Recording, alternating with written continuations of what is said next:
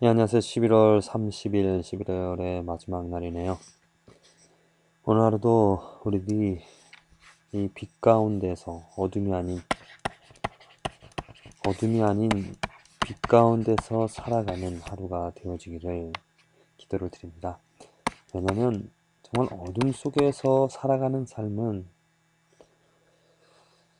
알 수가 없습니다. 무엇이 옳고 그른지, 옳고 그름을 판단할 수 없고요. 또 어디로 가야 될지 정말 알 수가 없습니다.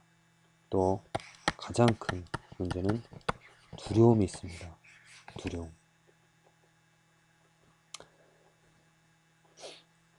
어둠 속에서 우리 아이들 전기가 나왔을 때 깜깜할 때 아이들이 그 어둠 속에서 있는 것을 굉장히 무서워하는데 저도 어렸을 적에 그 어둠 그 자체가 주는 두려움이 있습니다.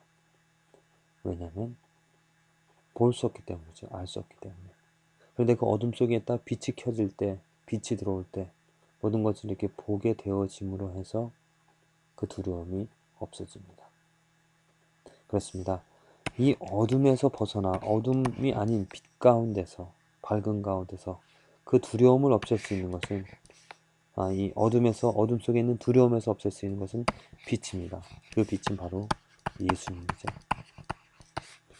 예수님으로 인하여서 우리들은 두려움을 없앨 수가 있고요. 예수님으로 인하여서 옳고 그름을 판단할 수 있고 가치 기준을 예수님에 의하여서 정하여 살아갈 수가 있습니다. 어둠 속에서 우리들이 가졌던 가치관, 이것은 무엇입니까? 세상 가치관이죠. 세상에서 배운 가치관이 우리는 옳은 줄로만 알고 있습니다. 옳은 줄로만. 오늘 누가복음 14장에서도 보면은 잔치를 초청을 할 때 누구를 초청합니까? 세상 가치관은 나와 무엇인가 나눌 수 있는 사람들, 나와 동등된 아니면 나보다 좀 좋은 사람들 무엇인가 초청을 해서 이렇게 내가 유익을 얻을 수 있는 좋은 교제를 나눌 수 있는 내 것을 나누기보다 내가 무엇을 얻으려고 다른 사람들 초청하는 경우가 많죠. 그것이 세상의 가치관 아닙니까?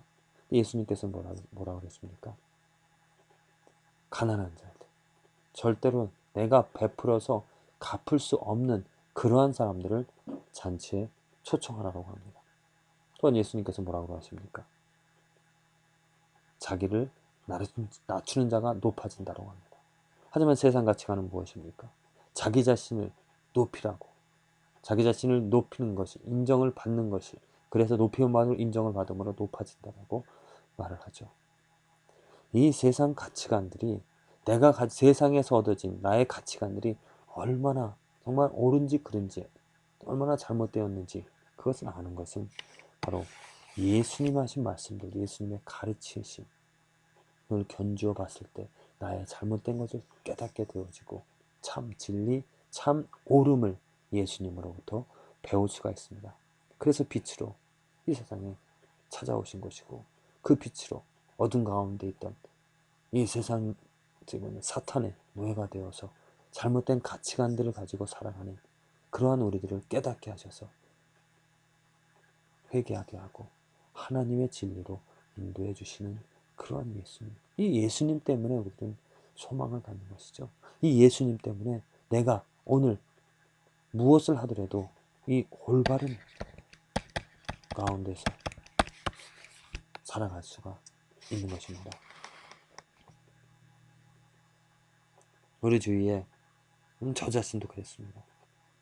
잘못된 가치관 때문에 이 시간들을 낭비하였습니다. 또 뭔지를 몰라서 무엇이 옳은지를 잘못된 가치가 아니더라도 무엇인지 무엇이 옳은지를 몰라서 헤매었던 방황하였던 허비하였던 그 시간들이 있습니다. 지금도 허비하는 사람들이 있고요.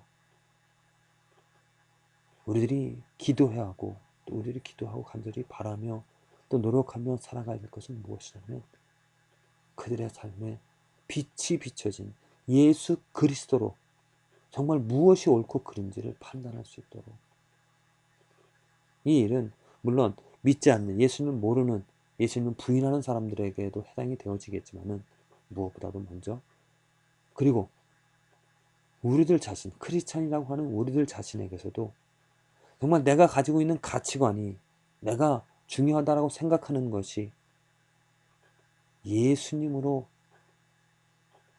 예수님 앞에 예수님으로 견주어 봤을 때 정말로 중요한 것인가? 우리들이 이 삶을, 오늘 하루를 내가 무엇인가 결정을 하며 살아갈 때 내가 예수 안에 있는 것이 너무나 중요합니다. 예수 안에 있어야만, 예수로 말미암아 내가 올바른 결정을 할 수 있는 것이죠. 우리들은 우리들의 소욕, 육체의 소욕으로 말미암아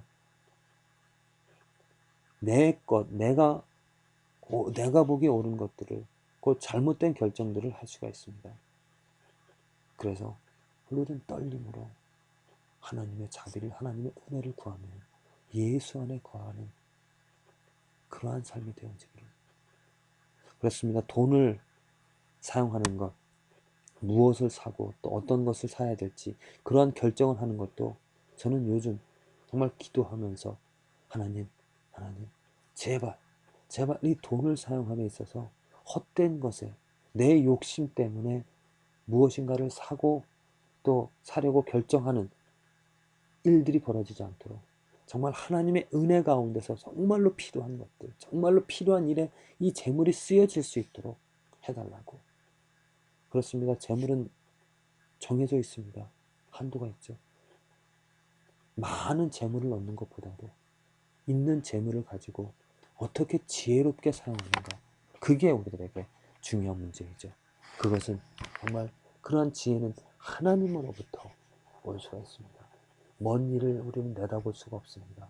정말 이것이 필요한 것인지 저것이 필요한 것인지 우리는 알 수가 없습니다. 그럴 때 그러한 순간에 하나님의 지혜로, 예수 안에 있는 그 지혜로 말미암아 올바른 것을 선택하는, 그것이 빛과 함께 살아가는 삶이잖아요. 하나님의 은혜, 하나님의 자비로 이 빛 가운데서 빛으로 말미암아 살아갈 수가 있습니다.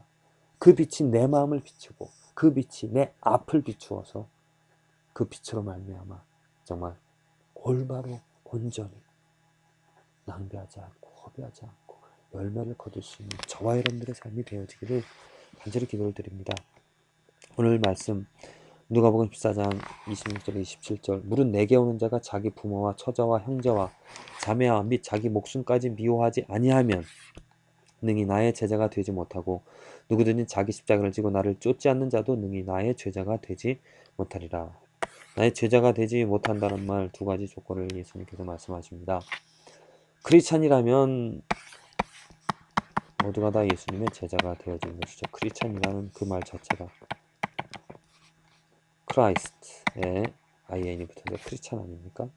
예수님, 크라이스트와 닮은 크라이스트를, 예수님을, 그리스도를 쫓아가는, 닮아가는 그 예수님의 제자들, 모든 성도들이 교회 다니는 사람들이라면 다 제자가 되어집니다. 그런데 그 제자가 되어지는 조건이 무엇이 있습니다. 무엇이냐면 자기 부모, 처자, 형제, 자매, 자기 목숨까지 미워하지 않으면 될 수 없다고 말합니다. 또 자기 십자가를 지고 예수님을, 자기를 십자가를 진다는 무엇입니까? 자기 부인이죠. 자기 부인이고, 또 뭐 위의 말과 따지자면은 뭐 부모, 모든 처자, 형제, 자매, 모든 것들을 다 부인하고 버리고 예수님을 쫓으라고 말씀하십니다. 이 말씀을 한국에서 신대원 졸업을 할 때 교수님께서 질문하신 말씀인데, 제가 가정에 대해서, 가정에서 어떻게 올바른 신앙을 가질 수 있고 또 어떻게 신앙 교육을 하는가, 그런 것에 논문을 썼는데, 그 논문을 보시고 이제 질문하는 것이 이 말씀, 예수님께서 이런 말씀하셨는데 어떻게 이해를 하느냐 였습니다. 저는 그렇습니다. 나의 제자가 되는 이 위하여서 그 부모, 처자, 형제, 자기 목숨까지 미워하라고 하는 그 말씀은, 미워하라는 그 말의 중요성보다도 미워하지 아니하면 나의 제자가 되지 못한다, 그런 말이, 미워하라는 그런 말이 아니라 무엇보다도 부모, 처자, 형제, 자매, 자기 자신보다도 중요한 것이 뭐냐면 바로 예수님 자신. 예수님이 무엇보다도 중요하다는, 예수님을 먼저, 예수님을 사랑하라고 하는, 가장 우선순위로 두라고 하는 그런 말씀이죠. 저는 그렇게 이해를 합니다. 그렇습니다. 내 자신을 볼 때도 누구에게, 내 자신에게 소망을 둘 수가 없습니다. 실패할 수밖에 없고요. 넘어질 수밖에 없고요. 올바른 판단을 할 수밖에 없습니다. 내가 행한 것을 보고 후회할 수밖에 없습니다. 내가 이루어낸 일들을 보고 만족할 수가 없습니다. 그러니 당연히 나를 버릴 수밖에 없고 나를 미워할 수밖에 없죠.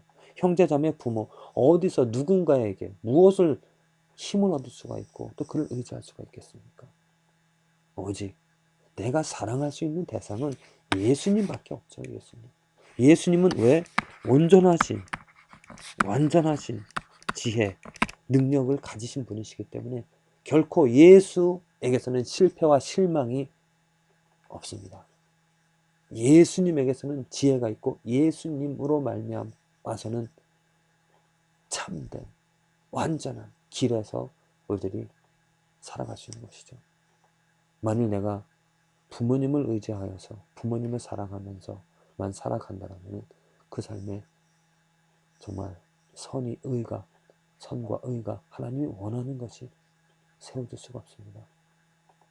육체를 가지신 부모님, 물론 나 자신, 형제 자매 사랑해야 됩니다. 사랑을 합니다. 그런데 그 예수님은, 그 사람들을 사랑하는 것과 예수님을 사랑하는 것, 정도 차이뿐만 아니라 방법의 차이점도 있습니다. 그 대상이 다르기 때문이죠.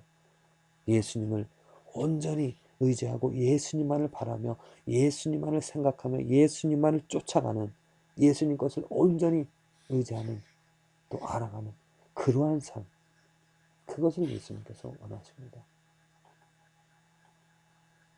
예수가 누구인가?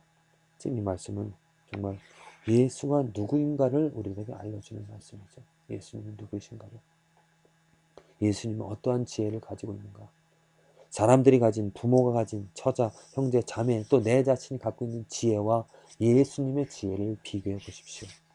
무엇을 부인하고 무엇을 선택해야 되겠습니까? 당연히 사람의 것을 부인하고 예수님의 지혜를 우리들이 선택하라고, 그것을 바라고 그것을 알려고 그것을 쫓아가는 삶이 되어져야 되는 것이죠.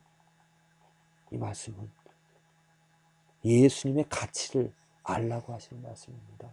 예수님이 얼마나 보배로운 분인지, 사람으로서는 그 가늠하다 현장에 잡혀온 가늠한 여인을 정죄할 수밖에 없습니다. 돌로 쳐 죽이라고 할 수밖에 없습니다. 심지어 그 가늠한 여자의 남편 아니면 부모, 형제 누구일지라도 그 가늠한 죄로부터 구원해낼 수가 없습니다. 하지만 예수님께서는 그 가늠한 여인을 예수님의 지혜로 말미암아 죄 없는 자가 먼저 돌로 쳐 죽이라고 하신 그 지혜로 말미암아 그 가늠한 여인을 구해주셨던 것이죠. 그러니 그 가늠한 여인으로서는 누구를 사랑할 수가 없고 누구를 의지할 수가 있겠습니까? 구원할 수 없는 형제, 자매, 처자, 부모 의지하는 것보다 예수님을 의지하는 일이 그에게 날 수 있는 길이고 살아갈 수 있는, 생명을 얻을 수 있는 그런 길이 되는 것이죠. 그렇습니다. 우리 삶에서 우리를 구원할 수 있는, 나 자신을 구원할 수 있는 것은 부모, 형제, 자매, 나에게 있는 것이 아니라 오직 예수님에게 있습니다. 그렇기 때문에 그 예수님을 사랑하고 무엇보다도 중요시 여기며 사랑하고 보배로 여기며 그를 쫓아가는, 그를 닮아가는, 그를 의지하는, 그를 붙잡는, 그의 안에 거하는 저와 여러분들의 삶이 되어지는 것이 성공이고 큰 놀라운 축복인 줄로 믿습니다. 오늘 바로 그 축복을 누리게 되어주시기를 간절히 기도를 드립니다.